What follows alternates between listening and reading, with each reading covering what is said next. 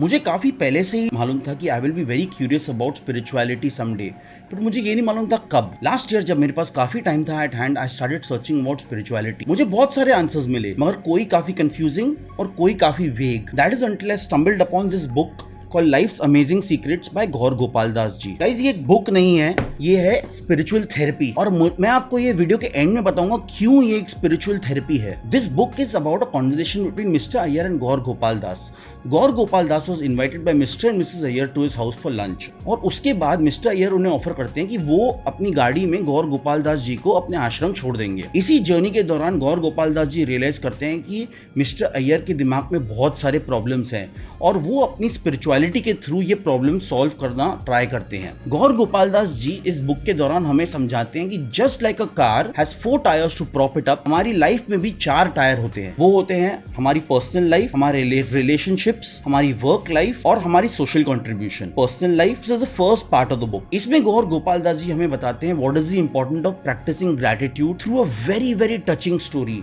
But यहाँ पे मैं अपनी खुद की एक स्टोरी लाना चाहूंगा that just happened to me last week. मैं एक चीज शूट कर रहा था और हमारा यूनिट था 10 या 12 लोग, और हम लोकेशन पे बहुत अच्छी शूट खत्म करके निकलने ही वाले थे when a huge branch of a tree fell on both our cars and smashed them. यहाँ पे मैं एक फोटो डालना चाहूंगा just to show you all कितना बुरा था।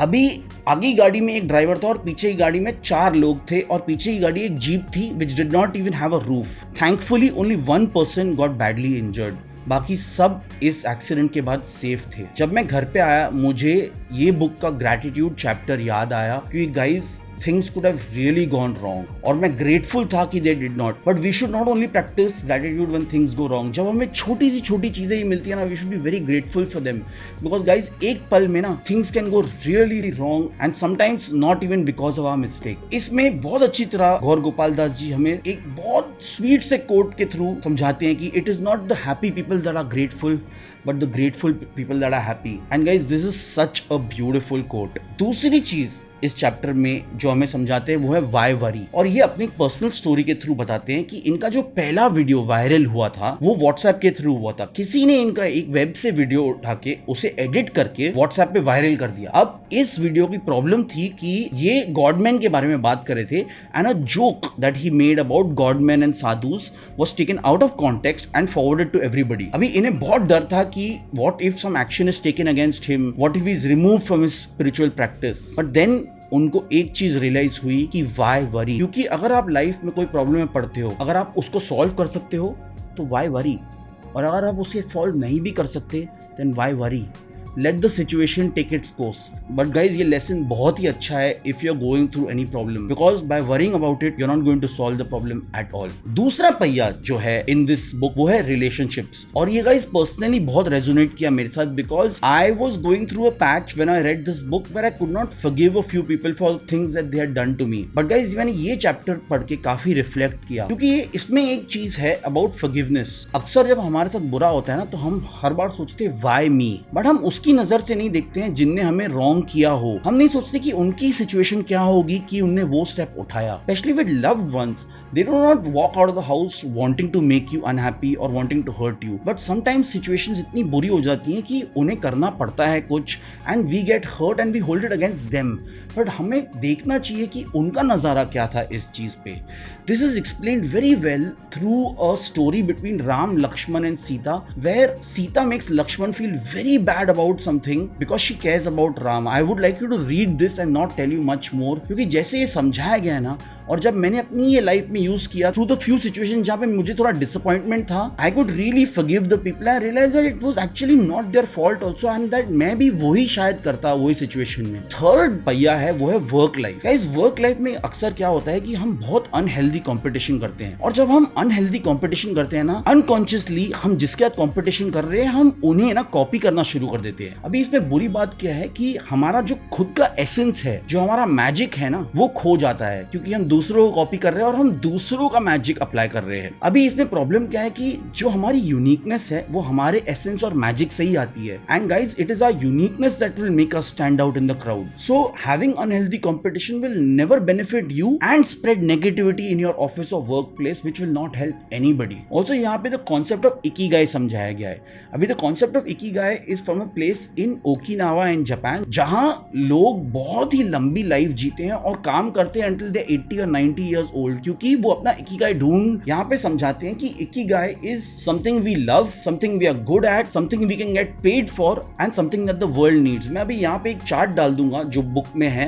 आई will take a picture of it and put it up, क्योंकि guys it's very important that we all find a ikigai. In fact मैंने ये बुक भी परचेस की after reading this because this book is dedicated to the ikigai. So I would suggest कि you stay subscribed to this channel, hit the bell icon and subscribe so you don't miss when I talk about this book, because guys मैंने एक concept के बारे में और पढ़ा and it is life changing, especially related to your work and if you can't find what you want to do in life. जो fourth और आखिरी व्हील है वो है social contribution।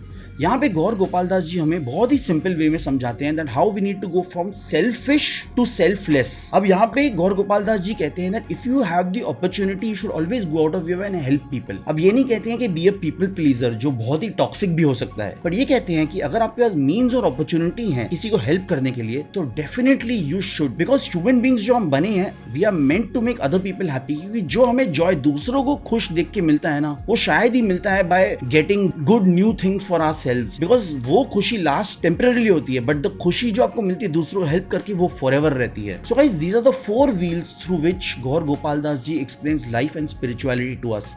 और वो ये भी कहते हैं कि इसमें से एक भी पहिया इधर उधर चले जाए ना तो हमारी लाइफ पूरी इम्बैलेंस हो जाती है। अब अगर कंक्लूड करने के लिए मैं ये कहूँ तो guys, this is a very simple book to read. I would advise everybody to read this book at least once. मैंने ये बुक एक बार पढ़ी भी और एक बार ऑडियो बुक भी इसकी सुनी। And guys, if you can see, I don't know if you guys can, but I made notes in every chapter ताकि I could break this book down for you and keep it for my future reference. Also guys, मैंने एक चीज देखी specially with spiritual books, जब मैंने ये book पढ़ी और जब मैंने ये बुक सुनी, कोई चीजों पे ना मेरा इंटरप्रिटेशन टोटली डिफरेंट था। तो मैंने रियलाइज किया कि when you read this sort of books it depends on where you are in life. शायद आप वैसी इंटरप्रेट नहीं करो चीजें जैसे मैंने आपको बताई हैं, may be you taken it a very different way because you were in a very different situation at that time. Also guys, मैंने देखा कि बहुत लोगों ने क्रिटिसाइज किया है इस बुक को, saying that we already know these things and we have been taught this when we were children, why does Gaur Gopal Das ji need to tell us these things when we are adults? Guys, I would just like to tell you that sometimes what we learn lessons as children, na, we need to be retold them, especially in this amazing way that Gaur Gopal Das ji has told it to us, so that we can implement it also in our real life. हम क्या करते हैं? We just learn these lessons, but we forget to implement them when we become adults, and that is where this book is really amazing. अब मैंने आपसे ये क्यों कहा था कि ये बुक नहीं बट एक स्पिरिचुअल थेरेपी है?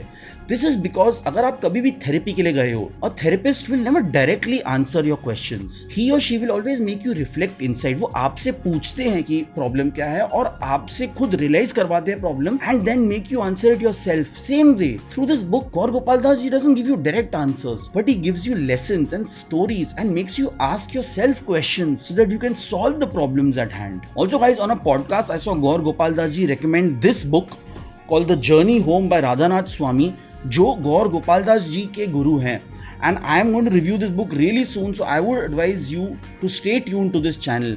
Also guys, please ये वीडियो शेयर करें ना किसी के साथ who wants to start their spiritual journey or is already on one, because this book is helpful to everybody.